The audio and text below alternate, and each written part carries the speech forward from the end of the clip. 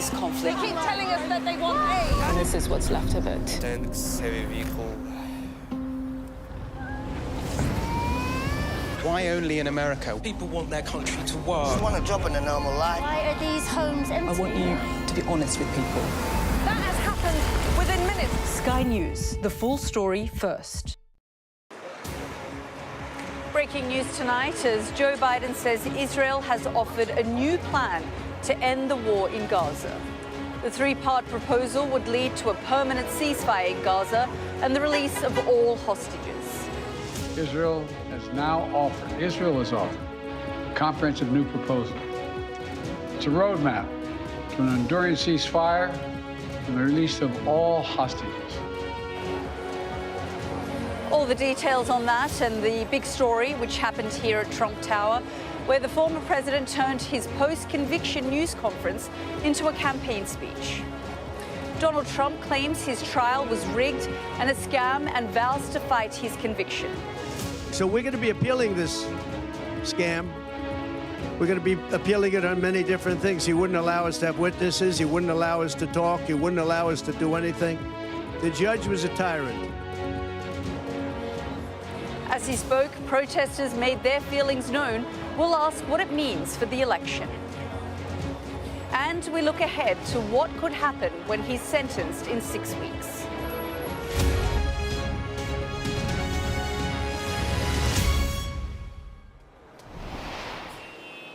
Good evening and welcome to this special edition of The World, live from New York with me, Yalda Hakim. We'll get to Donald Trump's guilty verdict in a few minutes, but first, some potentially very significant breaking news is emerging tonight. In a major announcement, Joe Biden has been speaking about a new phased Middle East peace deal being put forward by Israel, which he says he hopes will achieve a ceasefire in Gaza. The US president says it's time for the war to end, and he's urging Hamas to accept the new proposals. Well, let's just go through what that plan looks like. The first phase of the deal would include a 6-week ceasefire. However, Mr. Biden has said if the negotiations go beyond 6 weeks, the ceasefire would continue for as long as it takes to strike a deal. The second part would involve Hamas handing over all the remaining hostages and Israel withdrawing all of its forces from Gaza. And the third and final phase would see the introduction of a major reconstruction plan for Gaza. The US president urged all sides to accept the deal. Everyone who wants peace now must raise their voices and let the leaders know they should take this deal, work to make it real, make it lasting, and forge a better future out of the tragic terror attack and war. It's time to begin this new stage. For the hostages to come home, for Israel to be secure, for the suffering to stop. It's time for this war to end. President Joe Biden speaking a little earlier there about that plan. Well, we've also just heard from the Foreign Secretary, Lord Cameron, who posted this on X. With a new hostage agreement on the table, Hamas must accept this deal so we can see a stop in the fighting, the hostages released and returned to their families, and a flood of humanitarian aid into Gaza.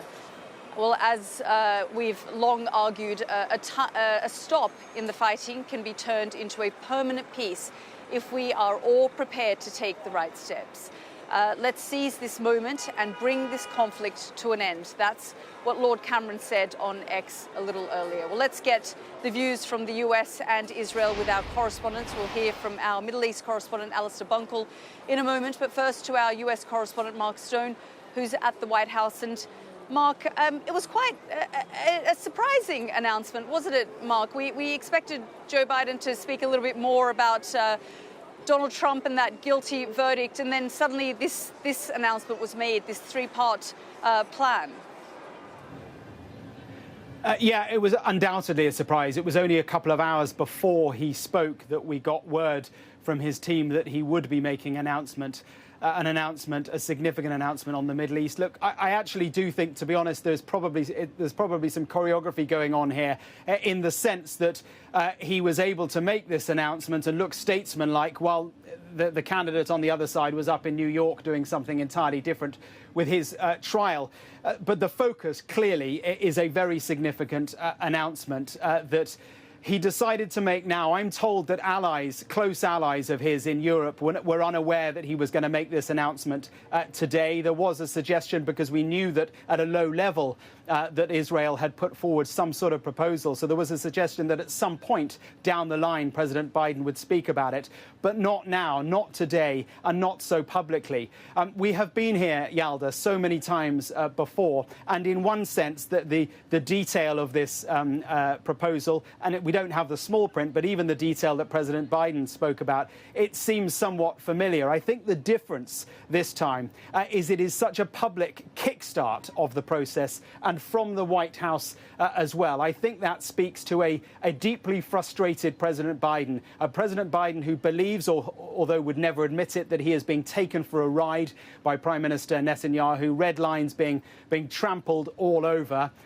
Civilian casualties mounting. Remember that domestically this is damaging President Biden as well. So he really wants to bring this war to a conclusion. There are big questions, though, to the extent to which the Israeli government was behind this. I mean, it is quite something that President Biden has chosen himself to announce a new roadmap to peace, however viable that may be, rather than letting Prime Minister Netanyahu make the announcement. There is potentially a lot of splits within the Israeli government, but Biden clearly believes that he needs to jumpstart this process. And with this detail that he says reflects a new point, a point at which Hamas is now unable to attack Israel in the way it did on October the 7th. This is the moment to seize, he says. And I was struck, too, that at points in his speech, he seemed to be circumnavigating Netanyahu himself, speaking directly to the Israeli people.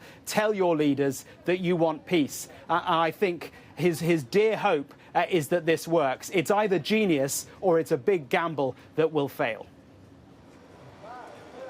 Yeah, I mean, Mark, as you say, not only has he felt like he's been taken for a ride, I mean, this has impacted him in such a massive way domestically. We've seen the impact it's had on the polls. You've covered the protests on college campuses extensively. I mean, this really has deeply affected Biden and his approval ratings. On most days, Yalda, if he was to open the windows here at the White House, he would be able to hear the cries of Genocide Joe. That is the phrase that follows him around the campaign trail. And a proportion of voters, Arab American voters, but it goes well beyond them as well, are deeply, deeply unhappy with the way that he has handled this conflict. But of course, against that, he's got Jewish Americans who are, a proportion of them, very much on the side of what Netanyahu is doing. So it is a very difficult process, a very difficult needle for him to thread. But there's no question that he is worried about how this will impact his re-election prospects. And he believes that by standing at the White House, by looking statesmanlike, while, as I say, Donald Trump is up in New York claiming he's not a criminal when he has been convicted as one, this puts a gap between the two of them. And but if this works, if this roadmap is viable, if he can get Israel on side, Netanyahu on side, if he can get Hamas on side, no suggestion at the moment that they will be, then he can bring this to an end and he can turn what has been a domestic disaster for him into something where he is seen as the peacemaker. Yeah, so many ifs there. Mark, thank you so much for your latest reporting. Let's go straight to Jerusalem and speak with our Alistair Bunkle. And Ali, as Mark was saying, it came as somewhat of a surprise. And just wondering if we've had any reaction from Israeli officials to this announcement as yet. Yeah, I mean, it came as a surprise to Israeli officials here who I've been speaking to. I would agree with what Mark says. I think this is President Biden not going rogue, but I think pushing out there laying out a potential path to a ceasefire, to a hostage deal, to an end to the war, and hoping that he can find a way to bring Israel, Hamas, and all the other parties along with him. I don't think there's any coincidence in the timing. Mark laid out the timing in relation to domestic politics with Donald Trump's trial. There is also things that have gone on here that are not coincidental. Yesterday, the Israelis said that they had taken operational control of the Philadelphia corridor. That's the passage, the southern border between Gaza and Egypt. It's a major strategic victory for Israel. Today, Israel said that they had officially sent troops and had troops operating in the center of Rafah. Now, the Americans say that this has not crossed their red line, and they will hold to that. But the Americans had said time and time again that they opposed an Israeli military operation in Rafah. And time again, Benjamin Netanyahu has seemingly ignored the advice or even perhaps the orders from the White House and done what he wants to do. And I think that is somewhat humiliated the White House. And so I think this is President Biden trying to wrestle back control of the situation somewhat. I think he is trying to put forward a proposal that I agree doesn't differ really much from what we've seen in previous weeks, but put forward publicly a proposal for people to get behind. Perhaps he has been speaking to others in the Israeli war cabinet. I'll come to that in a minute. But I don't think it's also coincidental that David Cameron, the British Foreign Secretary, tweeted his support of it late on a Friday evening in the UK and not long after the president spoke. That, to me, seemed coordinated. Sources here close to Netanyahu told me they did not know this was coming. They told me that this had potentially killed the deal, that they did not recognise the details in this proposal, which suggests to me that this was not something that has been done with Netanyahu and Biden in cahoots. And one last point, Benny Gantz, a member of the War Cabinet and Netanyahu's closest political rival, has threatened to leave the War Cabinet by next Saturday if Netanyahu does not make progress on 6 points he's laid down. One of those is a hostage deal. Is this something that the White House and the Gantz team are cooking up together in order to try and bring an end to this war? Yeah, as you say, so many questions that remain unanswered and so much pressure on all sides. Ali, thank you so much for that update there from Jerusalem.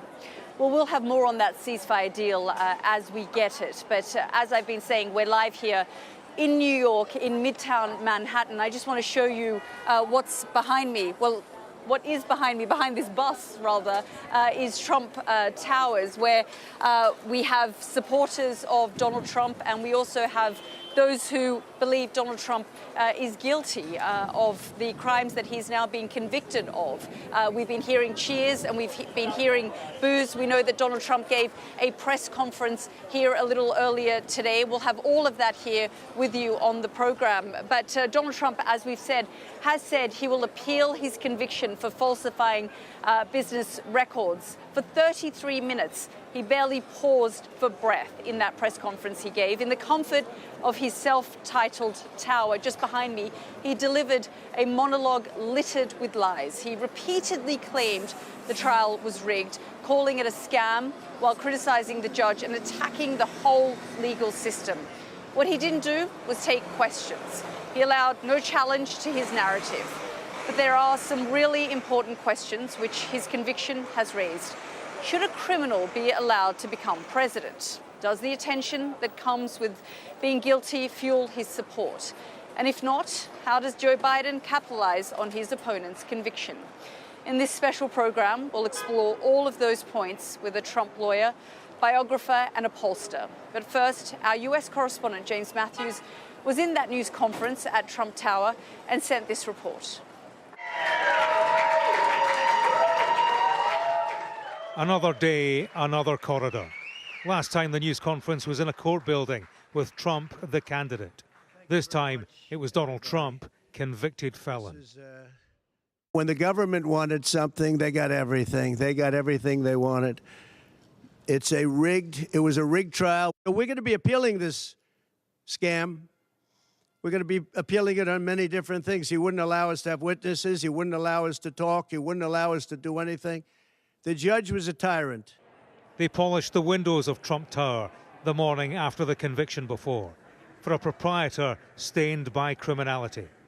Having changed in status, he sought to change the subject. The highest level we've ever seen of terrorists are pouring into our country. You have violent crime all over this city at levels that nobody's ever seen before. Crooked Joe Biden, the worst president in the history of our country. Fifth Avenue's most famous resident didn't say much new. He might feel he didn't have to. The day of the verdict saw Donald Trump break records on fundraising. This amidst voter backing that remains robust. Supporters were out on the street. Trump is guilty. So too were his opponents. And this guy has gotten away with everything under the sun, and finally he's being held accountable. The good thing is that we're going to go up in the numbers. We're going to go up in donations. We're going to see Trump on November 5th in a massive red wave. In a White House news conference, President Biden gave his first public response to a rival who had railed against the U.S. justice system.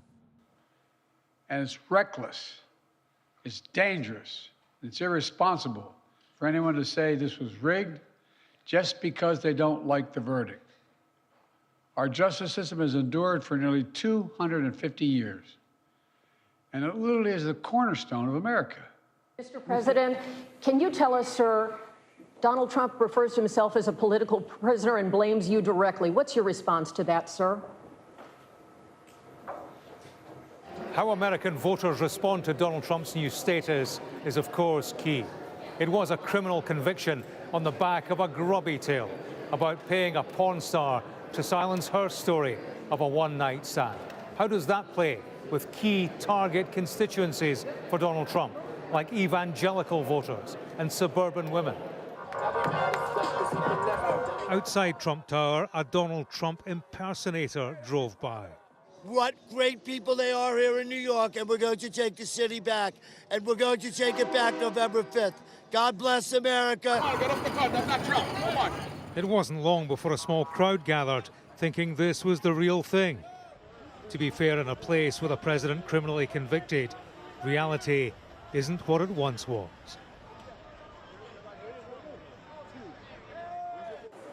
Well, James, of course, is here with me. James, what a night. You've had very little sleep because you've been in Trump Tower for that press conference. Just tell us, because we watched that press conference. It sounded like, and it was, typical Trump, but you were there in the room. What was it like? Well, typical Trump, absolutely. The way it works, normally actually with Donald Trump, is that there is restricted access for media. Usually it's favoured media who are given access. Today, it appeared to be open doors for all. He wanted an audience, he wanted the coverage the morning after conviction. 6:15 a.m. start. Media went in, placed the cameras. They were duly joined by what we were told were going to be supporters. They appeared to me as if they were members of staff from Trump Tower coming out the elevators, looking slightly perplexed at this morning break. We waited around, and then Donald Trump duly arrived. He gave a statement, a monologue essentially, for around 40 minutes. No questions, interestingly. There were a number of questions that he could have been asked about the politics of all of this, particularly key points that he was making, not all of them accurate. He said that he wasn't allowed to testify. Of course he was allowed to testify.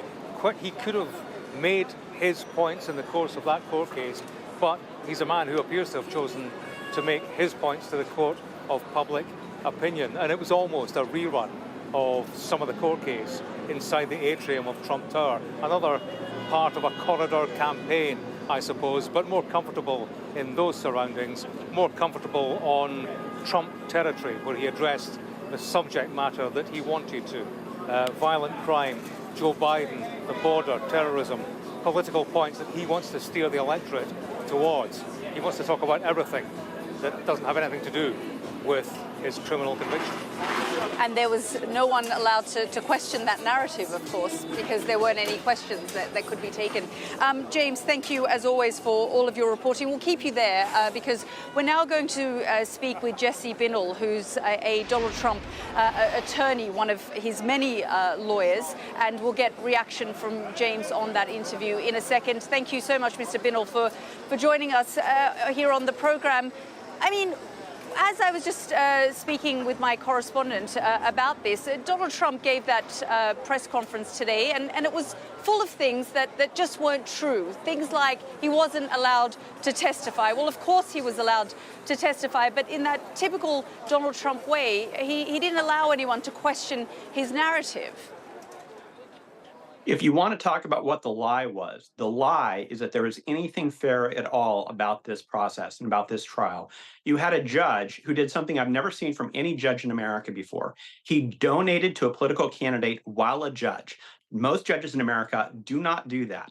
And that judge is a Biden donor. Yet when that came out to light, he refused to recuse himself. When it came to light that his daughter was raising millions and millions of dollars for political candidates based on the rulings from her father, he refused to recuse himself. When it came to selecting the jury, he took every effort possible to exclude Trump supporters from the jury without making any effort to exclude people who despised or hated Donald Trump, of which there are a lot, unfortunately, in Manhattan, in New York City.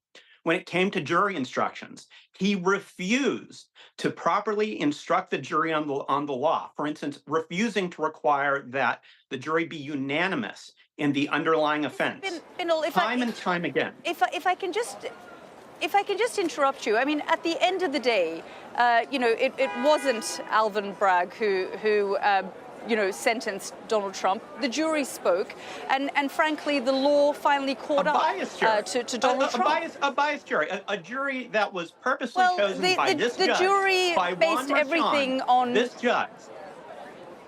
The jury are 12 regular New Yorkers. The jury system wasn't created for Donald Trump. It's existed for 1,000 years. The idea of a jury. That's right. And the jury system that was used here is not the American jury system. Juan Merchan used this jury system, perverted our system of justice. You want to talk about taking and throwing out 250 years of American jurisprudence and the rule of law in order to target a political opponent. That's what Juan Merchan did. And he did it, and let's remember, by one of Joe Biden's henchmen, by leading a prosecution. Aside, this is a jury that based their decision on the evidence and the facts that were put before them. No, they didn't. They based it on politics. Over 6 weeks. They ignored their oath and they based it on politics. Pure and simple. The jury did not base this on the evidence because there was no evidence. There was no factual basis. And the judge, for instance, excluded the testimony of the former chairman of the Federal Election Commission. Remember that the prosecution's theory, weird as it was, untested as it was that somehow President Trump had violated federal campaign finance law. And so when he tried to bring in to testify the former chairman of the Federal Election Commission, the judge would not let him testify as to the Federal Election Campaign Act. Instead, the judge let Michael Cohen testify as to the Federal Election Campaign Act. Why didn't Donald Trump testify? Why didn't he speak up? Why didn't Donald Trump testify? He had every opportunity to speak. He spoke for 10 minutes at the beginning of the day and 10 minutes at the end of the day, but he never testified in the 6 weeks of the trial. Why not? Because the fix was in. There was nothing for him to testify to because all the judge was taking and railing against Trump. But if he feels so Trump aggrieved and he believes that all of these things are a lie, why not correct this lie? I'm sorry? If he believes that Michael Cohen is lying, Stormy Daniels is lying, all the witnesses were lying, the jury are basing their views on politics rather than evidence, why not testify? Why not set the record straight? Because the judge was very clear that if Donald Trump testified, First of all, a defendant never has to testify and generally doesn't testify in an American criminal proceeding. That's a little bit different than in the UK, I understand. But in America, a criminal defendant generally does not testify. And so on the advice of counsel, he didn't. But more importantly, the judge made clear that if he did testify, then he was going to let the prosecution go after him and slander his names on things that were completely irrelevant and in a way that Donald Trump wouldn't properly be able to defend himself and his lawyers wouldn't be able to defend him on a completely irrelevant matters. It was the right decision for President Trump not to testify because this was not a fair process. This was nothing more than a kangaroo court, unfortunately. And I can tell you any number of different ways where the judge ignored 250 years of American jurisprudence based on our written Bill of Rights and our Constitution and threw it all to the wind because this judge hates Donald Trump. This judge should have actually never even been the judge. This judge it was inappropriate the way that the court system assigned this Judge Merchan to this case. Judge Merchan wanted this case because he is a political opponent of Donald Trump. Moreover, it's the main prosecutor on this case, Michael Colangelo, is a former Democratic National Committee consultant and a former Biden Justice Department lawyer who left his position at the Justice Department to prosecute Donald Trump. That is completely inappropriate for a prosecutor to do in America or in the UK. What we have today is the first former or current president who now has a criminal conviction. So that's the situation we're currently in. Jesse Binnall. Well, Jesse Binnall, we'll have to wait and see what happens in November. But Jesse Binnall, thank you very much for joining us here on the program. Well, let's get more reaction from James on all of this. So James, no surprises, really, that a Donald Trump attorney would say exactly what Donald Trump is saying about this. Yeah, essentially, Donald Trump is trying to sideline the justice system for his own political interests. You were asking all the right questions there, and it is question number one. If he has so much to say about the criminal process that nailed him, convicted him, why didn't he say it when he could have shaped that criminal process? I think the answer to that is that he didn't want to subject himself to the kind of scrutiny that would have been laid upon him inside the court surroundings. A press conference inside Trump Tower is one thing. You can give a statement, take questions if you like, and it's all very controlled. You're surrounded by your PR gurus and so on. In a court, under forensic examination, they would have nailed him to the wall, not just on the legal aspects that would have taken him further towards criminality, but also just in terms of the wider story. This story, remember, set aside the fact that he committed a crime, but think about his campaign to be president in 2016, underpinned by David Pecker, National Enquirer publisher, his lawyer, who hatched this scheme, this hush money scheme to promote positive stories about him, negative stories about his rivals, implicating the likes of Ted Cruz and the JFK assassination, burying stories about one-night stands with Stormy Daniels, an affair with a Playboy model. There are voters in America who would have wanted to know that. Suburban women, key constituency, evangelical voters, so important to Donald Trump in 2016. How would that have shaped their vote at the time? And the prosecution's case was that this is a man who was hoodwinking the American electorate. It's not just a grubby tale about an affair, cash, and all of that, as grubby as that is. It's actually a story about who runs this country, who ends up the commander-in-chief. Interestingly, Joe Biden has spoken for the first time today. Yalda, he held that press conference, and he spoke about Trump and his attitude being, in his words, dangerous, reckless, and irresponsible to attack the justice system at large. Interestingly, Biden, not for the first time, styling this as a contest between the man who would continue with stability versus the man who would tear down the house to gain access to power.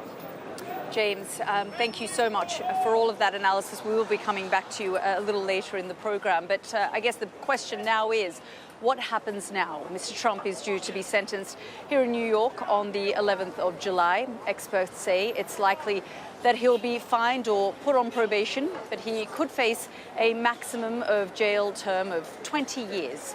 He'll remain free as he awaits sentencing and will almost certainly appeal against his conviction. There's no legal reason why Mr. Trump is unable to run for president in November, but whether he can vote in that election in Florida, where His residence is more complicated. The rules there say Mr. Trump would still be allowed to cast his ballot, but only if he is not sentenced to jail time. If he is imprisoned on the 11th of July, he won't be able to attend the Republican National Convention in Milwaukee in Wisconsin, which begins 4 days later. It's there that he's expected to be officially declared as his party's presidential nominee and where he plans to make a key address. Well, polling done today by YouGov and The Economist give Donald Trump a 2-point national lead on the incumbent Joe Biden. Well, let's bring in Michael Wolff now, who is our U.S. election commentator. Thanks very much, Michael.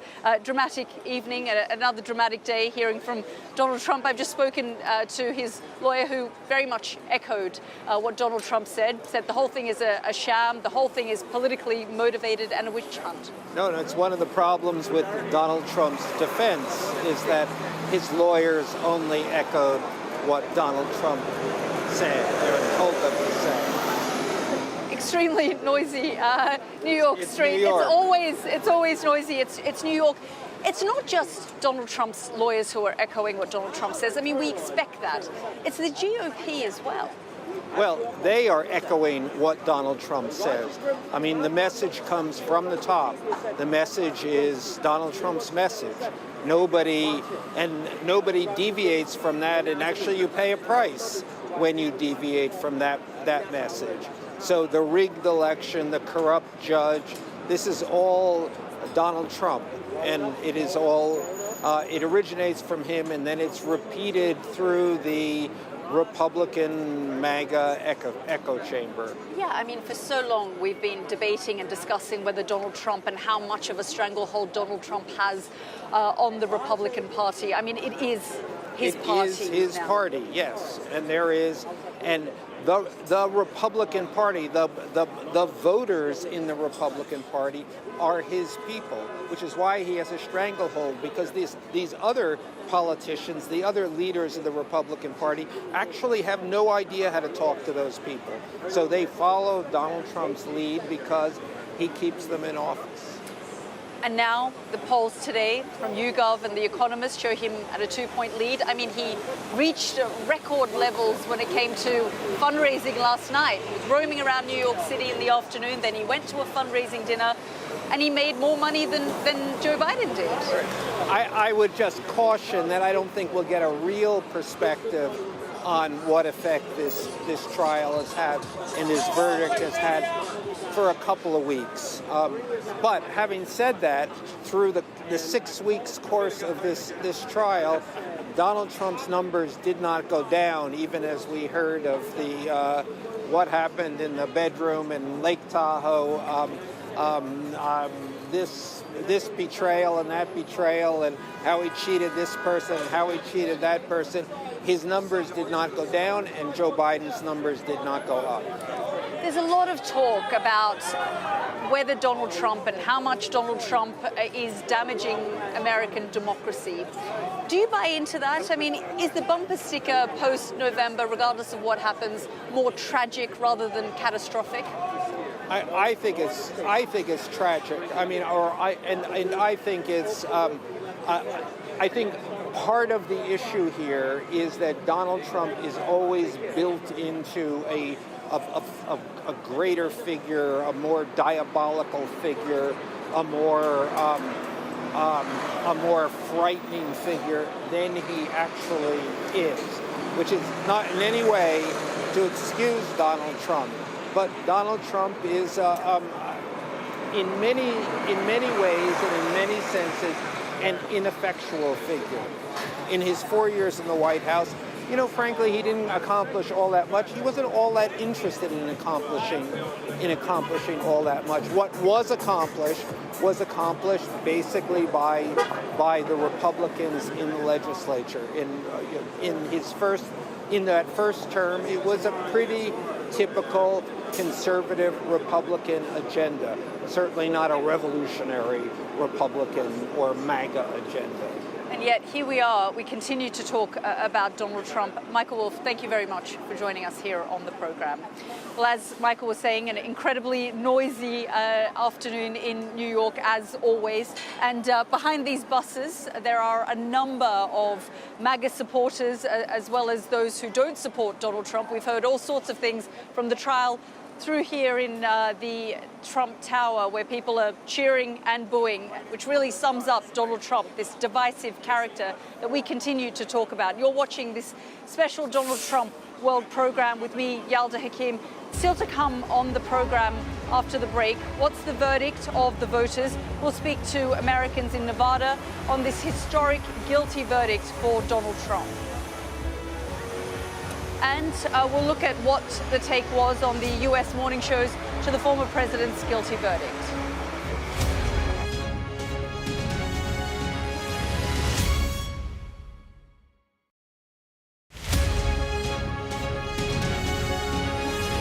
So we've had a superb start to the season this year.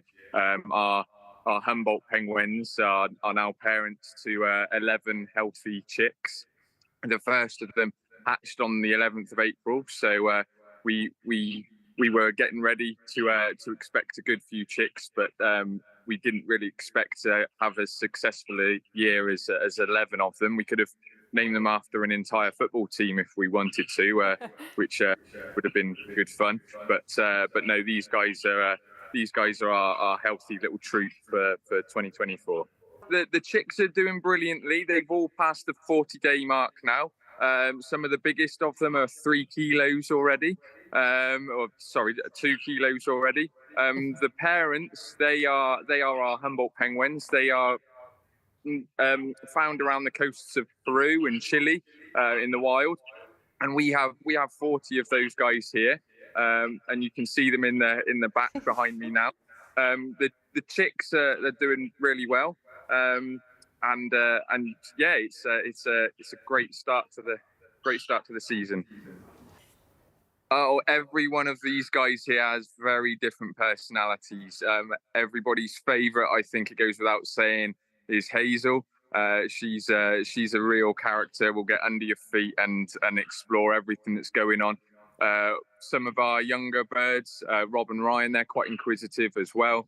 But then you do have some of these guys who will always want to pick a fight, no matter what we do and no matter how much we're trying to help. Their natural instinct breaks out, and they can be quite spiky.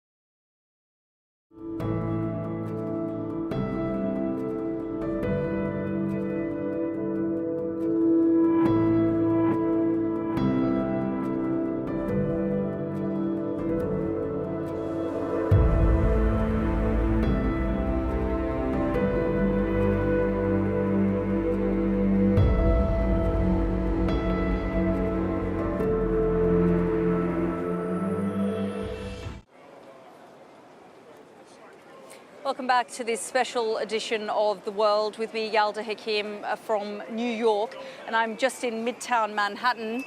Behind this bus is the Trump Tower, where supporters and opponents of Donald Trump have gathered following that guilty conviction, which came last night, and we are, of course, going to continue with our special coverage and speak to a number of guests. But before we go to that, I'd like to return to one of our other top stories today, that breaking news that came from Joe Biden, US President Joe Biden, a few hours ago on the potential three-part plan that he announced with a potential ceasefire in the Middle East between Israel and Hamas. We now have some information from Hamas that have come in, a statement from Hamas, and Hamas says that it affirms its readiness to deal positively with any proposal that offers a permanent ceasefire, complete the withdrawal of Israeli forces from Gaza, the reconstruction of the Strip, and a return of displaced and a serious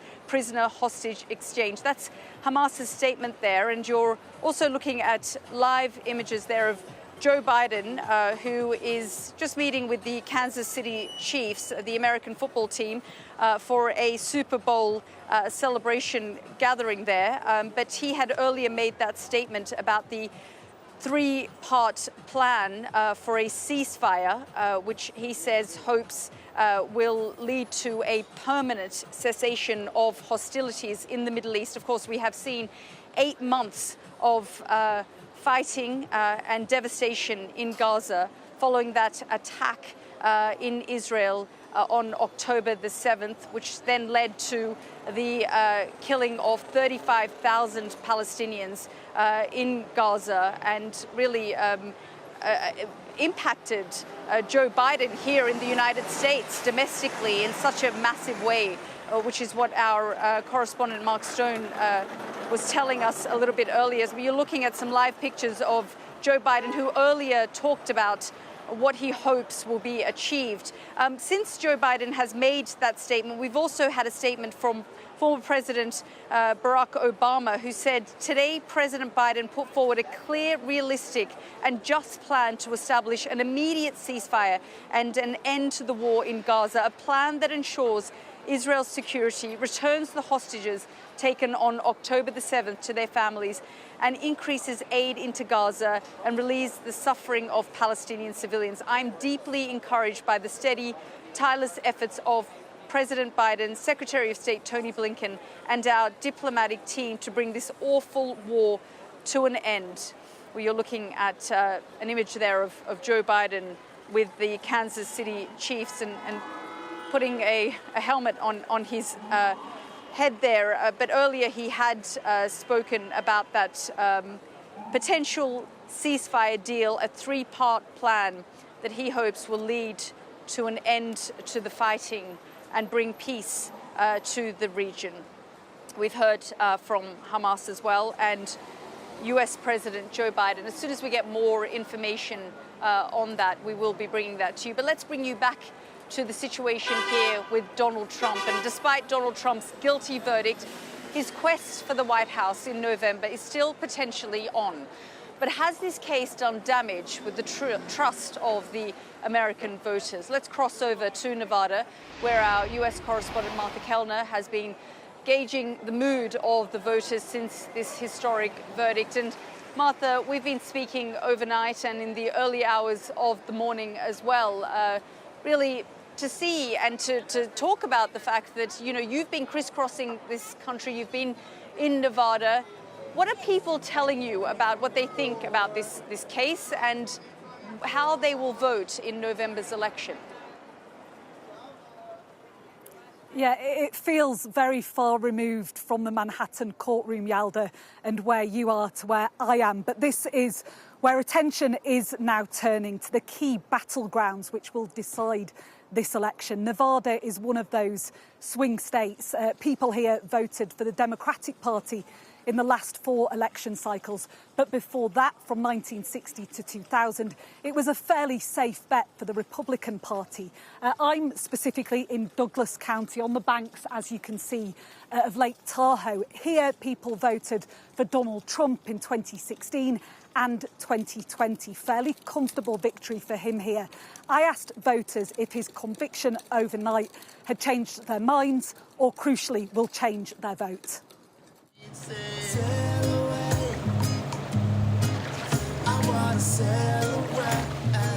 Almost 3,000 miles from a New York City courtroom, Donald Trump's guilty verdict feels like a distant concern here. But this is where his conviction really counts. In states like Nevada, where small numbers of voters could swing the future of this country. People like Randy Rosa, an evangelical Christian who's voted for Trump twice before and probably will again. His policies work. You know, I know that's people say, well, that's a Christian cop-out. Well, I don't know what else we have to vote for. I don't believe, President Biden's necessarily a clean guy as well. Do you think people will be swayed by Donald Trump's conviction, or do you think they'll be more looking at gas prices, supermarket prices? They're going to be swayed for sure. But at the end of the day, when it comes right down to vote time, can you afford to not vote for him? Across this country, voters are weighing similar conundrums. It's unlikely his base will abandon him, but this election will likely be decided on the margins by those whose voting behaviour is hard to predict. I have voted for him in the past. I'm a little unsure of who I would vote for now, but the way that things have been going kind of seems like his morals and his ethics are a little off from where they used to be. Do you trust in that legal system that convicted him? I trust that the legal system will prevail. So I just want to see where it all ends up. That way I can really be like, okay, this was fair, this was not fair. Do you think it will factor into your decision in November? Definitely. I 100% think it'll factor in. Nevada is key to Donald Trump's conviction, as well as his political future. It was here that he first met Stormy Daniels. The former porn star told the court that it was at a hotel room at this luxury golf resort that she, in her words, spanked the former president on the butt. They are details that Democrats hope will still be ringing loud in voters' ears in November.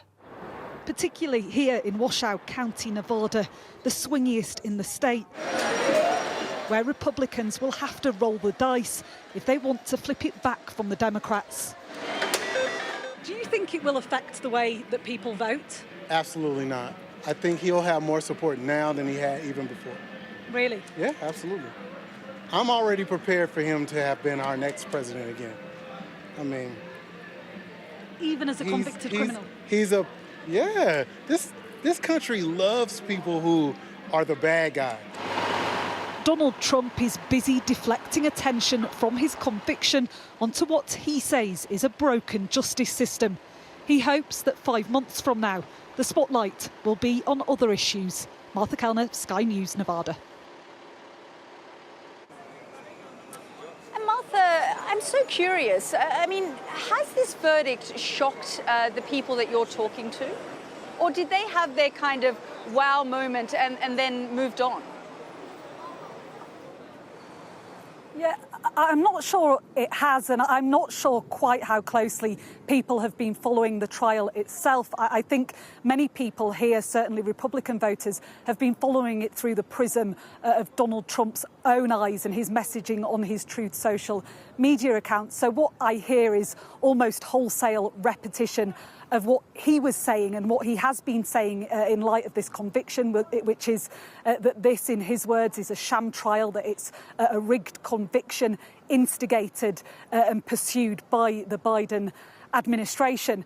Donald Trump, in the run-up to his conviction, was saying that he was sure that he would be found guilty because it was a partisan jury. And I think many people here believe that, and I think for that reason I'm not sure quite how many minds it's going to change among the Donald Trump faithful. I think it's highly unlikely that large numbers of Republican voters are suddenly going to pull the lever on him simply because of these 34 guilty verdicts. I think that really this will come down to what undecided voters and independent voters think, whether they will hold their nose and vote for Donald Trump or whether they will decide that this would bring the highest office in the land to a new low by having a convicted criminal in the Oval Office. But I think, as Michael Cohen was saying earlier, it really is too soon to tell. I think we'll get a clearer idea of just how the dust will settle on this conviction in the coming weeks Clearly, the true poll that really matters, though, is the polling booth in November when voters cast their vote in the presidential election. Martha, thank you so much for all of your reporting there. Well, joining me now is Julie Rendelman, a criminal defense attorney who has been following Mr. Trump's case throughout the trial, following it very closely with our teams here with James Matthews, and you've become a friend of Sky News and of the programs, Julie, as you've been following all the twists and turns with us. I mean, I guess the big question everyone's asking is what happens now? I was in a cab in New York and the cab driver said to me, I'm confused, what happens? If he's a convicted criminal, can he run for office? And I said, yeah, he's going to continue to do that. He can run for office. I mean, the next step for him, other than him pursuing the election, is in terms of the court case, he has to go to probation. Where he has to meet with them. He doesn't necessarily have to tell them anything, but he must meet with them. They must write a probation report for the judge. They make a recommendation as to what they believe the sentencing should be. The judge reviews it. The judge will hear from both sides. They'll hear from the prosecution, they'll hear from the defense. They could hear from Donald Trump. He is permitted to speak at that time. And then the judge will make a decision as to what he thinks is the appropriate sentence. Is this a jail time case? Is this a case in which probation is appropriate? Is this time served? I think, you know, the tendency is to believe that there will be no jail time. I do wonder what, if anything, could change that if Donald Trump, for example, violates the gag order to a degree that Judge Merchan finds it completely unacceptable. Yeah, because we keep hearing from those who are watching this case closely that, you know, this is low-level felony, that unlikely to have jail time. He has no previous convictions, so probably probation. But frankly, with Donald Trump, we just don't know what could happen next. Right. I think this is kind of where we've been for all these weeks. And we talked about the fact that in the past that he was pretty mild when inside the courtroom. Outside is when he gave his speeches. He chose not to take the stand on his own behalf. And the jury rendered a verdict. They were told not to consider that. And they based it, if you accept their verdict, on the evidence that they had before them.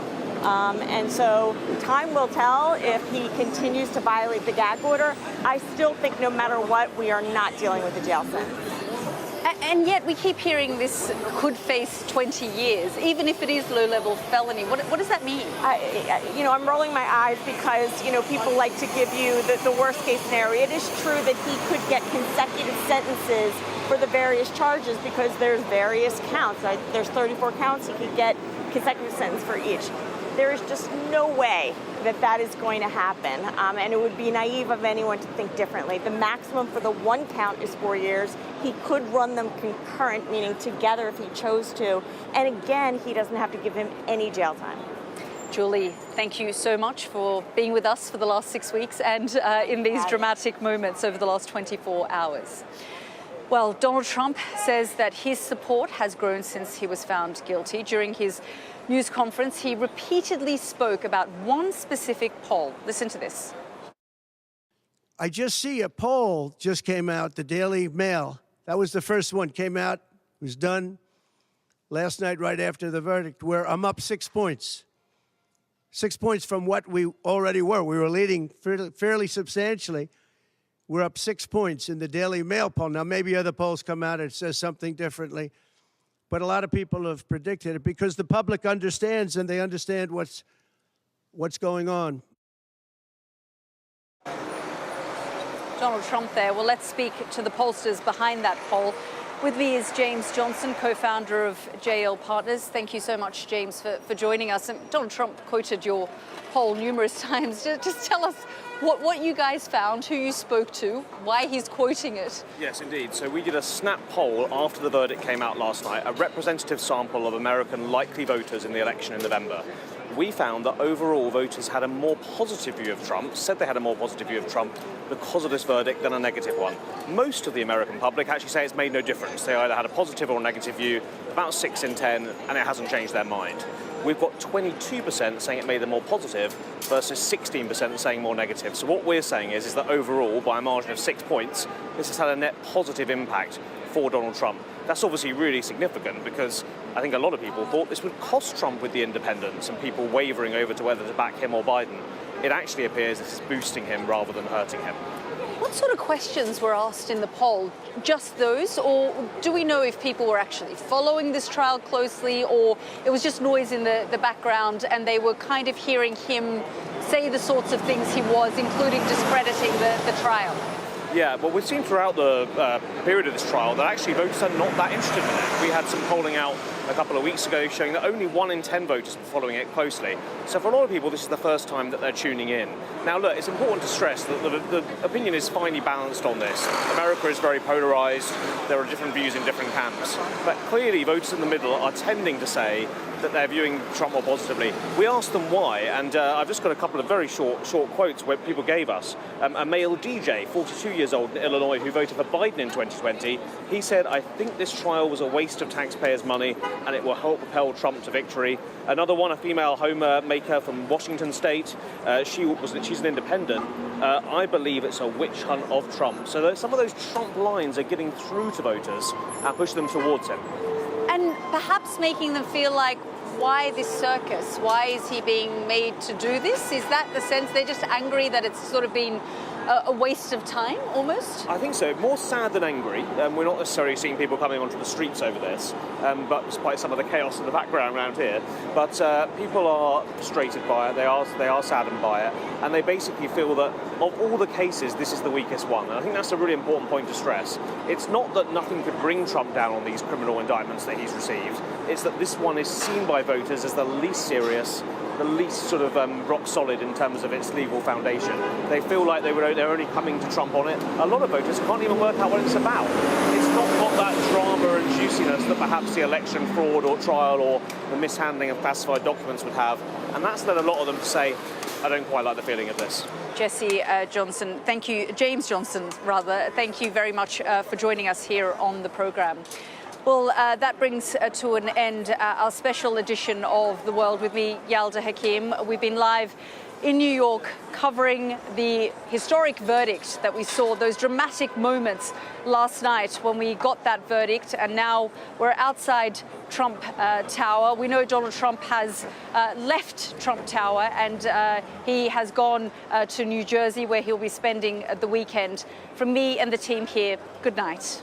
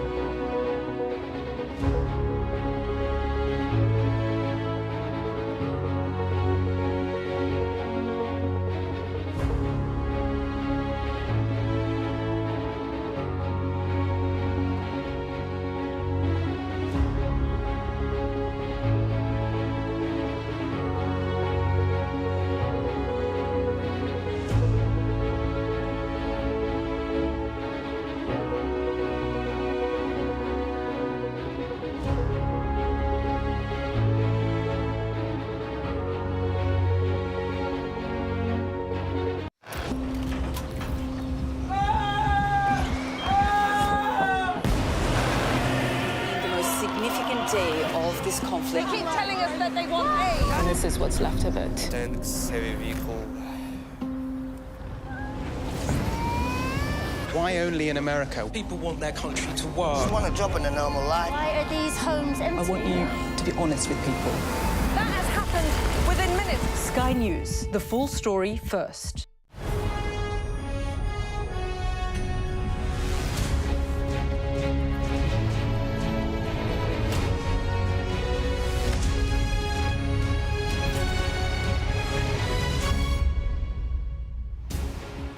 It's 10 o'clock. This is Sky News at 10. Our top story. President Biden says it's time for peace as he unveils a ceasefire plan